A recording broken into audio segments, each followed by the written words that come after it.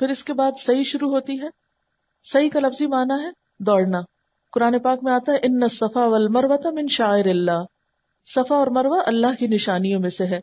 فمن حج البیت او اعتمر، تو جو بیت اللہ کا حج کرے یا عمرہ کرے، فلا جناح علیہ ان یطوف بہما، تو اس پر کوئی گناہ نہیں کہ دونوں کا طواف کرے. ومن تطوع خیرا، اور جو خوشی سے نیکی کرے، فإن اللہ شاکر علیم، تو بے شک اللہ قدردان ہے، جاننے والا ہے. اس آیت کو پڑھ بھی لینا چاہیے اور پھر یہ الفاظ کہنے چاہیے ابدأ بما بدأ اللہ، میں اس سے ابتدا کرتا ہوں جس سے اللہ نے ابتدا کرنے کو کہا ہے. صفا پہاڑی پر چڑھ کر قبلہ رخ کھڑے ہونا اور 3 مرتبہ یہ کلمات کہنا چاہیے. اللہ اکبر اللہ اکبر اللہ اکبر، لا الہ الا اللہ وحدہ لا شریک لہ، لہ الملک ولہ الحمد وہو علی کل شیء قدیر، لا الہ الا اللہ وحدہ لا شریک لہ انجز وعدہ ونصر عبدہ وہزم الاحزاب وحدہ. اور پھر نیچے آ کر شروع کرنا چاہیے. یہ پتھر کافی اب اونچے ہو گئے ہیں، ضروری نہیں کہ ان پتھروں پہ جا کے چڑھیں، اب تو پتھر نہ ہونے کے برابر نظر آتے ہیں. بس ذرا سی اونچے حصے میں اگر آپ کھڑے ہو کر خانہ کعبہ کی طرف رخ کر کے یہ کلمہ 3 دفعہ پڑھ لیتے ہیں اور طواف شروع کر دیتے ہیں، یعنی صحیح، تو اس سے کام ہو جاتا ہے. سب ستونوں کے درمیان مردوں کو تیز چلنا چاہیے لیکن عورتوں کو اپنی نارمل رفتار سے. اس میں آپ دیکھیے کہ بعض لوگ 7 دفعہ پورا گھومتے ہیں تو اس کو صحیح سمجھتے ہیں، حالانکہ ایک چکر جو ہے صفا سے مروہ کا ہو گیا، پھر مروہ سے صفا، پھر صفا سے مروہ، تو اس طرح 7 پورے ہو جاتے ہیں. اور مروہ پہ ختم ہوتا ہے جا کے، پھر صفا سے شروع ہوتا ہے اور مروہ پہ ختم ہوتا ہے 7واں. یہاں پر پھر بال کاٹنے چاہیے، 1 یا 2 پور اتنا سے بال کاٹنا کافی ہے. کسی ایک جگہ کی لٹ سے بھی کاٹ سکتے ہیں اور پوری چٹیا کے آخر سے بھی کاٹ سکتے ہیں. اور مردوں کے لیے جو حلق ہے یعنی پورا سر منڈوانا وہ زیادہ افضل ہے. نبی صلی اللہ علیہ وسلم نے ان لوگوں کے لیے جو پورا سر منڈوائے 3 دفعہ رحمت کی دعا کی ہے. لیکن یہ کہ اگر تھوڑے سے بال بھی کاٹ لیں تو عمرہ ہو جاتا ہے. احرام کی چادریں اتار کر عام لباس پہن لینا چاہیے اور الحمدللہ اللہ کا شکر ادا کرنا چاہیے کہ عمرہ مکمل ہو گیا. اب حج کا موقع ہے. 8 ذی الحج کو دوبارہ احرام پہنا جائے گا اور اس کے لیے سفر مکہ سے شروع ہوگا. سب سے پہلے منا جائیں گے. منا میں پہنچے، احرام باندھنے سے قبل لبیک حجن کہہ کر حج کی نیت کرنی چاہیے. بلند آواز سے تلبیہ کہنا چاہیے اور یہ الفاظ بھی اللہم ھذہ حجۃ لا ریاء فیہا ولا سمعۃ، یا اللہ میرے اس حج سے نہ دکھاوا مقصود ہے نہ شہرت مطلوب. منا پہنچ کر 8 ذی الحج کو احرام باندھنے کے بعد ظہر سے قبل تلبیہ کہتے ہوئے منا پہنچنا. وہاں ظہر، عصر، مغرب، عشاء اور فجر کی 5 نمازیں قصر کر کے اپنے اپنے وقت پہ باجماعت ادا کرنا چاہیے. لیکن خواتین اپنے ہی جگہوں پر ادا کر سکتے ہیں. اور اس میں بھی یاد رکھیے کہ بہت سے وقت ہم پابند ہوتے ہیں وہ سارے انتظامیہ کے کہ کس وقت وہ ہمیں لے جا رہے ہیں. بعض لوگ بہت ارلی مارننگ لے جاتے ہیں، بعضوں کا ظہر سے بھی بعد کا وقت ملتا ہے، تو اس میں آپ مجبور ہوتے ہیں. اگر آپ اپنے اون پہ حج کر رہے ہیں تو پھر آپ یہ 5 نمازیں وہاں ادا کر سکتے ہیں. اگر رہ بھی جائیں تو کوئی حرج نہیں ہے، لیکن یہ ہے کہ 8 تاریخ کو منا پہنچنا لازم ہے. پھر 9 تاریخ کو طلوع آفتاب کے بعد تکبیر و تحلیل اور تلبیہ کہتے ہوئے منا سے عرفات روانہ ہونا چاہیے. یہاں پر مسجد نمرہ ہے، ضروری نہیں کہ آپ مسجد کے اندر جائیں. عرفات میں داخل ہونے سے قبل وادی نمرہ میں قیام کرنا ظہر کے وقت، یعنی نبی صلی اللہ علیہ وسلم نے کیا کیا تھا، عرفات جانے سے پہلے راستے میں وادی نمرہ میں قیام کیا تھا اور پھر زوال کے بعد آپ نے وہاں پر وقوف کیا تھا یعنی عرفہ میں. تو یہاں پر امام کا خطبہ حج سننا، پھر ظہر اور عصر کی نمازیں وہاں پر ادا کرنا چاہیے. یہاں بہت سے لوگ جھگڑوں میں پڑ جاتے ہیں، قصر پڑھیں کہ پوری پڑھیں اور اس قسم کے. تو پلیز جھگڑوں میں پڑھنے کی بجائے جو آپ کو وہاں جو بتا رہا ہے اس کے مطابق کر لیں گے تو انشاءاللہ تعالی حج ہو جائے گا آپ کا. کیونکہ حج کے موقع پر جس چیز سے خاص طور پر قرآن میں بچنے کے لیے کہا گیا لا جدال، وہی ہم وہاں شروع کر دیتے ہیں اور ایک دوسرے پہ فتوے لگانے لگتے ہیں. اس میں ٹھیک ہے ائمہ کرام کی آراء مختلف ہیں، لیکن نبی صلی اللہ علیہ وسلم کی سنت سے جو چیز ثابت ہے بہرحال وہ کیا ہے کہ ظہر اور عصر کی دونوں نمازیں 1 اذان اور 2 اقامت کے ساتھ باجماعت قصر ادا ہوئی، جمعا و قصرا. وہاں کے جو امام ہیں وہ اسی طرح پڑھاتے ہیں، لیکن بعض ممالک کے لوگ جو ڈفرینٹ فقہ فالو کرتے ہیں وہ اس وقت میں بھی اپنی پوری کرنا چاہتے ہیں. آپ چاہیں تو پوری کریں، نہ چاہیں اور قصر امام کے پیچھے پڑھ لیں تو بھی آپ کا حج درست ہو جائے گا. عرفات کے میدان میں سائبان کے نیچے عموماً لوگ ہوتے ہیں، دھوپ میں کھڑا ہونا ضروری نہیں، جبل نور پہ چڑھنا ضروری نہیں، لیکن چونکہ وقوف عرفات ہے تو آپ صلی اللہ علیہ وسلم نے کھڑے ہو کر دعائیں مانگی تھی. تو جتنی بھی دعاؤں کی کتابیں اور ڈائریاں اور جو آپ نے رکھا ہوا ہے، اب کافی وقت ہے آپ کے پاس، زوال آفتاب یعنی ظہر سے لے کر مغرب کے وقت تک آپ کے پاس کئی گھنٹے ہیں، خوب خوب دعائیں مانگے. یہی حج کا اصل دن ہے، الحج عرفہ، حج کا رکن اعظم ہے.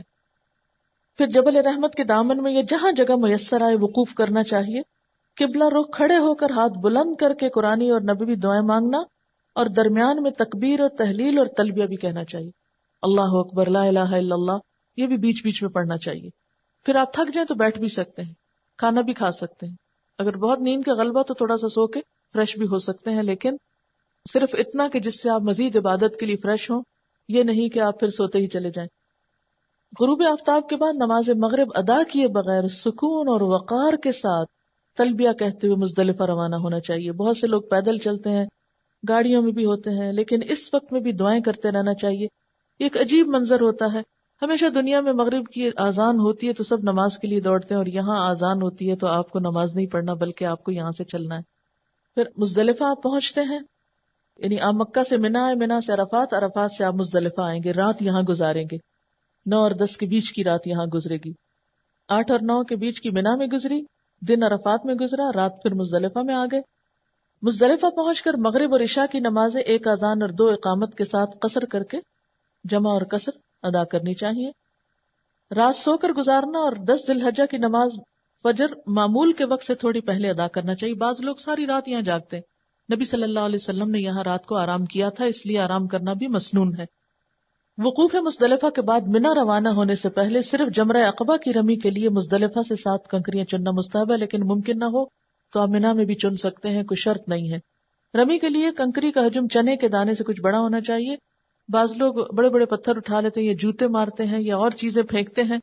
یہ سب خلاف وقار باتیں ہیں، ان چیزوں سے پرہیز کرنا چاہیے. جس شیطان کو ہر وقت ہم نے دوست بنایا ہوا ہے، وہاں جا کے اس پہ جوتے مار بھی آئے تو کوئی بہت بڑے کمال کی بات نہیں. نیکسٹ، نماز فجر باجماعت ادا کرنے کے بعد مشعر الحرام پہاڑی کے دامن میں یا جہاں بھی جگہ ملے قبلہ رخ کھڑے ہو کر ہاتھ بلند کر کے سورج طلوع ہونے سے قبل خوب روشنی پھیلنے تک تکبیر و تحلیل کہنا، توبہ استغفار کرنا اور دعائیں مانگنا چاہیے. نبی صلی اللہ علیہ وسلم کی یہی سنت ہے. لیکن افسوس کے بعد وہاں سے جو معلم ہوتے ہیں یا قافلے ہوتے ہیں وہ کچھ کرنے نہیں دیتے، اور ایک بھیڑ اور ایک رش کی حالت ہوتی ہے. لوگوں کو خود کچھ پتہ نہیں ہوتا اور بس جلدی جلدی میں ایک سے دوسری جگہ، دوسری سے تیسری جگہ لے جاتے ہیں. اس میں انسان مجبور ہے، معذور ہے، لیکن اگر آپ کو موقع ملے تو جی بھر کے اپنی سنتوں کی ادائیگی کیجیے. پھر منا میں واپس آئیں گے آپ. طلوع آفتاب سے قبل سکون اور وقار کے ساتھ تلبیہ کہتے ہوئے منا روانہ ہونا، اور راستے میں وادی محصر سے تیزی سے گزرنا چاہیے. یہ وادی محصر وہ جگہ ہے جہاں ابرہہ کا لشکر جو ہے ہلاک ہوا تھا، اس لیے نبی صلی اللہ علیہ وسلم نے یہاں رکنے سے منع کیا اور تیزی سے گزرنے کا حکم دیا. منا پہنچ کر طلوع آفتاب کے بعد جمرہ عقبہ کی رمی کرنی چاہیے. رمی کہتے ہیں پتھر مارنے کو، پتھر پھینکنے کو. رمی سے قبل تلبیہ کہنا بند کر دینا چاہیے. کنکریاں مارتے وقت اللہ اکبر کہنا مسنون ہے، اور 7 کنکریاں پھینکنا ہوتی ہیں. جمرہ عقبہ یعنی پل ہے، پل کے نیچے بھی ہے یہ اس کا سمبل، اوپر بھی ہے. جہاں آپ کے لیے سہولت ہو آپ جائیے.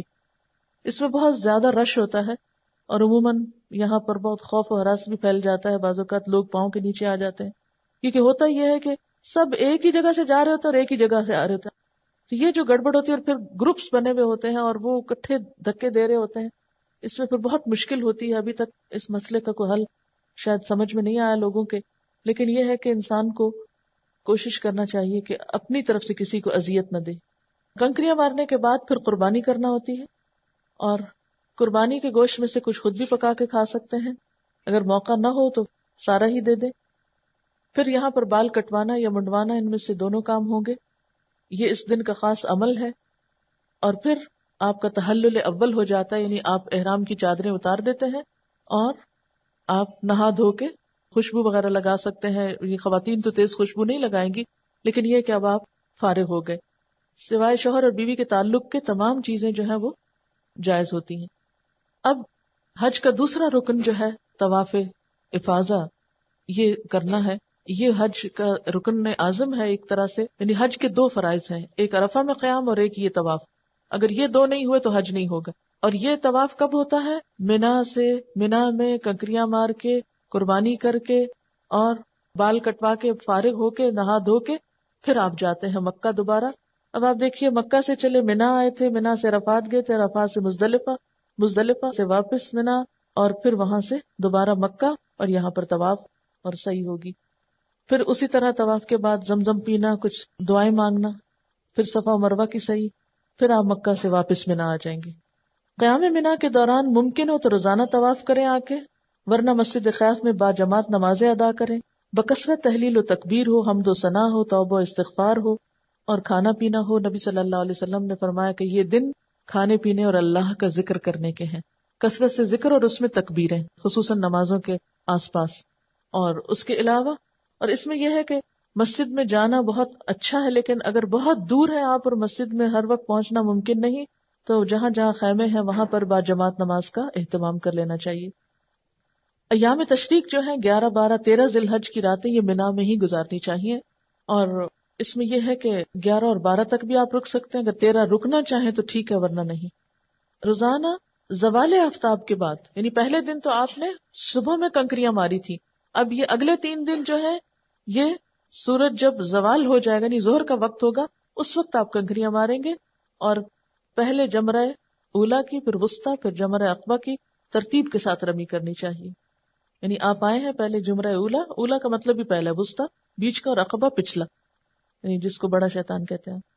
جمرہ اولا وسطی کی رمی کے بعد قبلہ رخ کھڑے ہو کر دعائیں مانگنی چاہیے، لیکن جمرہ عقبہ کی رمی کے بعد دعائیں مانگے بغیر واپس پلٹنا چاہیے. کیوں؟ کیونکہ نبی صلی اللہ علیہ وسلم نے ایسا ہی کیا. 12 ذی الحج کو منا سے واپس آنا ہو تو غروب آفتاب سے قبل منا سے نکلنا چاہیے. اگر آفتاب غروب ہو گئے تو پھر اگلے دن جائیے کنکریاں مار کر. اور جب آپ کی واپسی ہو تو اس وقت کہیے ربنا تقبل منا انک انت السمیع العلیم، کہ اللہ تعالیٰ تو اس کو قبول فرما، بے شک تو ہی دعاؤں کا سننے والا ہے، قبول کرنے والا ہے. چند چیزوں کی طرف اور توجہ دلانا چاہوں گی کہ بعض لوگ وہاں پر ان جگہوں کا ادب احترام نہیں کرتے، کوڑا کرکٹ پھینک دیتے ہیں. آپ دیکھیے کہ آپ پھینکنے کا تو تصور بھی نہ کریں، اپنے پاس ایسے شاپر رکھیں کہ جس میں اگر کوئی چیز ڈالنی پڑے تو آپ ڈال لیں اور پھر پراپر جگہ پر اس کو پھینکیں. ہاں اگر ہو سکے تو یہ ضرور کریں کہ جو کوڑا کرکٹ وہاں مسجد خیف یا نمرہ یا مسجد حرام یا مسجد نبی میں کوئی اور پھینک جائے اس کو بھی اٹھائیں. یہ بہت ہی ثواب کا کام ہے. حضرت ابو ہریرہ رضی اللہ تعالیٰ عنہ سے روایت ہے کہ ایک کالا مرد یا عورت مسجد میں جھاڑو دیا کرتا تھا تو وہ فوت ہو گئی. یہ بہت سی احادیث عورت کے بارے میں آتی، ایک مرد کے بارے میں بھی آتی. آپ کو اس کو مرنے کی خبر نہ ہوئی. ایک دن آپ نے اس کو یاد فرمایا کہ وہ کہاں ہے، یعنی جھاڑو دینے والی وہ عورت کہاں ہے. لوگوں نے عرض کیا یا رسول اللہ صلی اللہ علیہ وسلم وہ تو فوت ہو گئی. آپ نے فرمایا تم نے مجھے خبر کیوں نہ دی. لوگوں نے کہا ایسا ہوا اور ایسا ہوا اور اس کا قصہ بیان کیا، یعنی اس کو معمولی چیز سمجھا. آپ نے فرمایا مجھے اس کی قبر بتلاؤ. حضرت ابو ہریرہ نے کہا کہ آپ اس کی قبر پہ تشریف لائے، پھر آپ نے اس کی نماز جنازہ پڑھی. تو یہ سعادت اس کو کیوں نصیب ہوئی. کئی لوگوں کی تو نماز جنازہ پڑھنے سے آپ انکار کر دیتے تھے، ان کے قرض ادا نہیں کیا ہوتا تھا، لیکن اس کی نماز جنازہ آپ نے قبر پر جا کے پڑھی. کیوں؟ یہ مسجد کی صفائی کرتی تھی عورت. ہمیں بھی یہ سعادت حاصل کرنی چاہیے. کہا یہ کہ ہم پانی پیئیں اور وہیں گلاس پھینک کے اٹھ کے آ جائیں، یا کچھ کھائیں پیئیں وہیں ٹشو. بعض لوگ تو ہر قسم کی گندگی وہاں پھینکے ہوئے ہوتے ہیں، اللہ رحم کرے.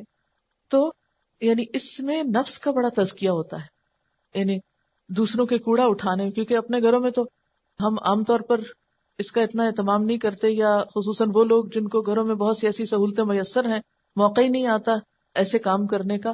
تو وہاں جا کر خصوصی طور پر اس نیکی کے کمانے کا بھی اہتمام کریں. یعنی نماز، ذکر، دعائیں یہ تو سب ٹھیک ہے اپنی جگہ، یا باقی ریچولز کی ادائیگی، لیکن کچھ اس طرف بھی توجہ. پھر اسی طرح واش رومز کو احتیاط سے استعمال کریں.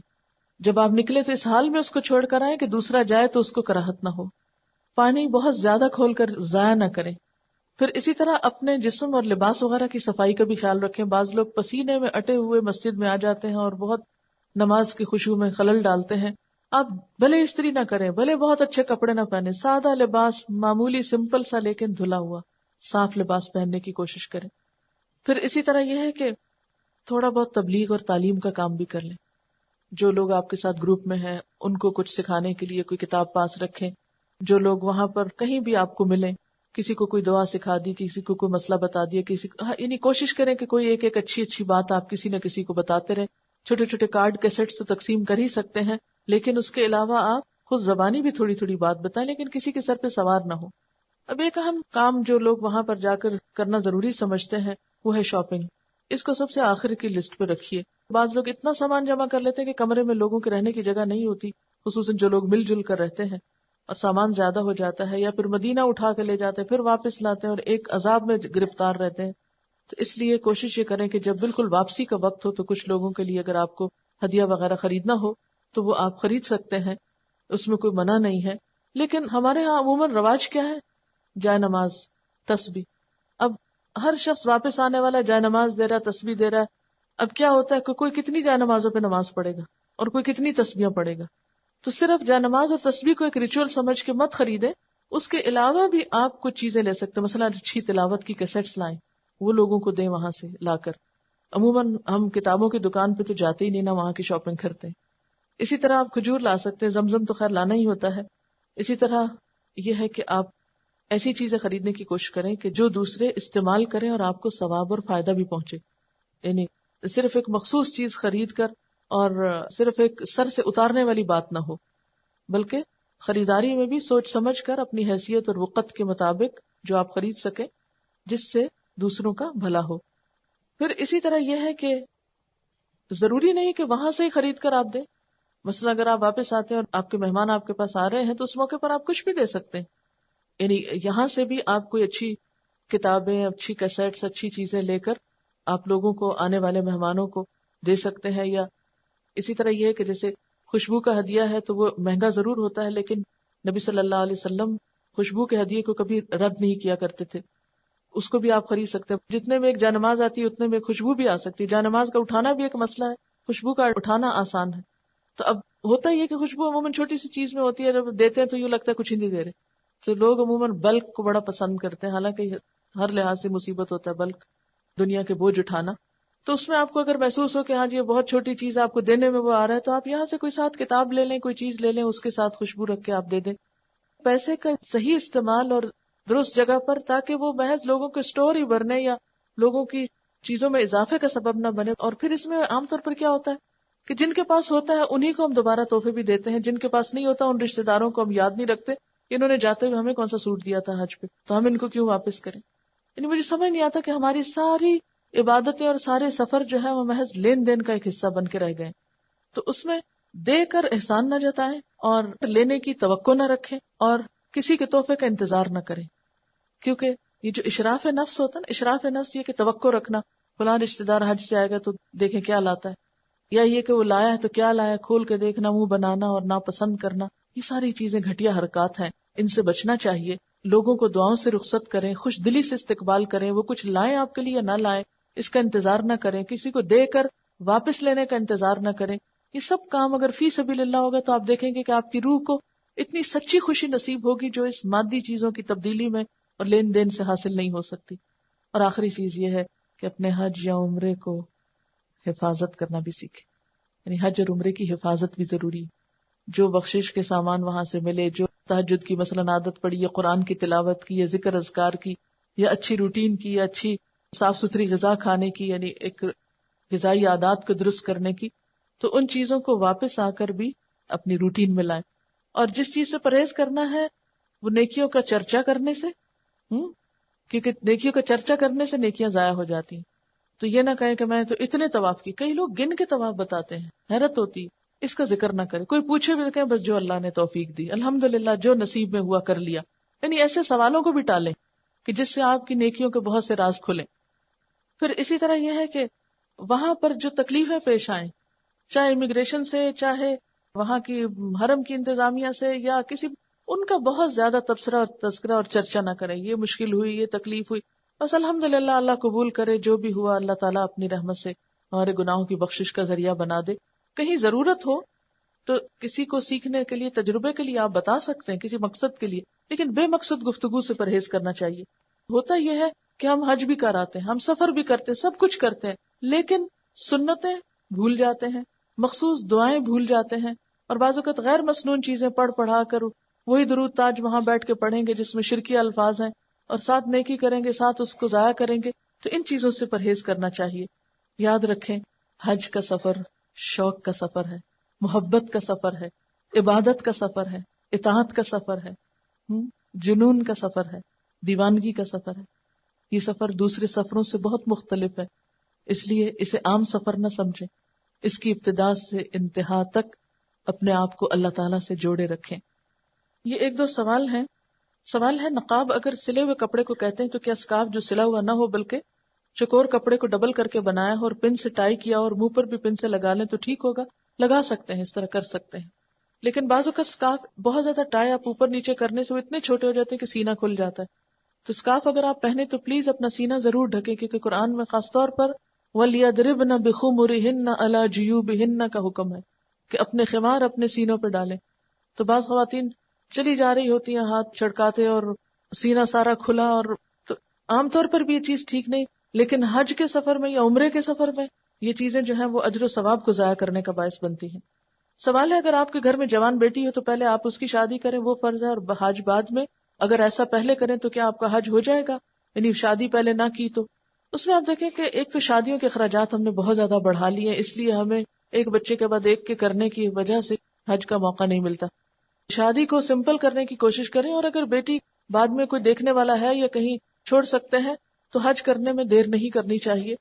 اگر ایسا ہے کہ کوئی ایسے شہر میں یا ایسے ملک میں رہتے ہیں جہاں آپ کے بچوں کی لک آفٹر کرنے والا کوئی نہیں، تو اس صورت میں پھر آپ پہلے بچوں کی حفاظت کو کوئی انتظام کریں اور پھر حج کریں.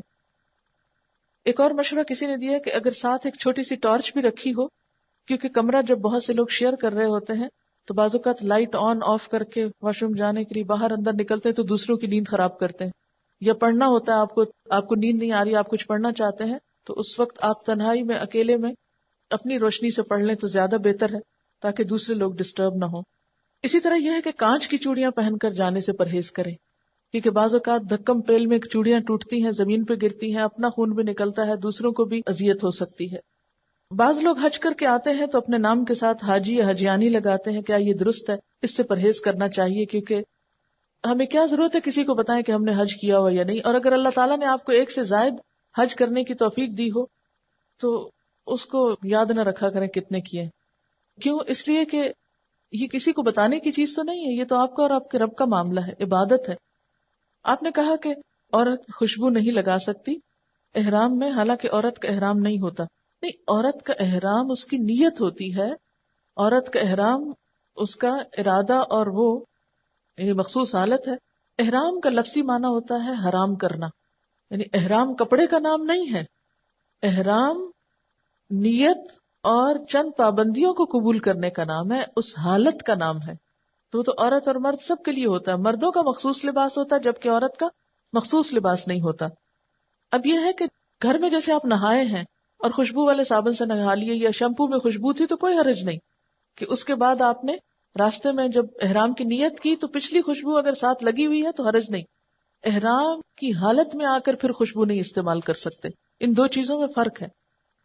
ایک اور مشورہ ہے کہ جو لوگ آپ کے ساتھ حج یا عمرے پہ جاتے ہیں واپس آ کر ان کی غیبت نہ کریں، کیونکہ تھوڑی بہت کوئی تنگی تکلیف ہو جاتی ہے، پھر ہم آ کے کس سے کہانیاں سناتے وہ فلاں میرے ساتھ تھا، اس نے تو حد ہی کر دی، فلاں موقع پر ایسا کر دیا، فلاں موقع پہ ایسا. اس سے بھی آپ کا اجر جو ہے وہ ضائع ہو جاتا ہے. زمزم پیتے وقت کوئی مسنون دعا بتا دے. مجھے اس وقت مسنون دعا تو یاد نہیں، لیکن جو دعا میں مانگتی ہوں، اللہم انی اسألک علما نافعا ورزقا طیبا وعملا متقبلا، یہ دعا. اچھا، ایک بات یاد رکھیے کہ احرام کی پابندیاں عمرہ ختم ہونے کے ساتھ ہی ختم ہو جائیں گی. باقی دن جو آپ مکہ مدینہ میں رہیں گے اس میں یہ ساری پابندیاں نہیں ہوں گی. بعض لوگ سمجھتے ہیں کہ شاید سارا ہی حج کا سیزن جو ہے وہ خوشبو والا شیمپو یا لوشن یا کوئی چیز نہیں لگا سکتے. نہیں، یہ صرف احرام کی نیت کرنے سے لے کر بال کاٹنے تک. کیا طواف افاضہ اور رمی مخصوص اوقات میں کرنا واجب ہے؟ کیا ان دونوں مناسک کے اوقات فکس ہیں؟ نہیں، ان کے اوقات فکس نہیں. رمی کا وقت تو ہے کہ زوال آفتاب کے بعد ہوتی ہے اور پہلے دن سورج نکلنے کے بعد، لیکن باقی وہ نہیں ہے. کیا حج یا عمرہ قرض کے پیسوں سے کر سکتے ہیں؟ آپ کو تو جانے سے پہلے باقی قرضے بھی اتارنے ہیں، کہاں یہ کہ آپ قرض لے کر جا رہے ہیں.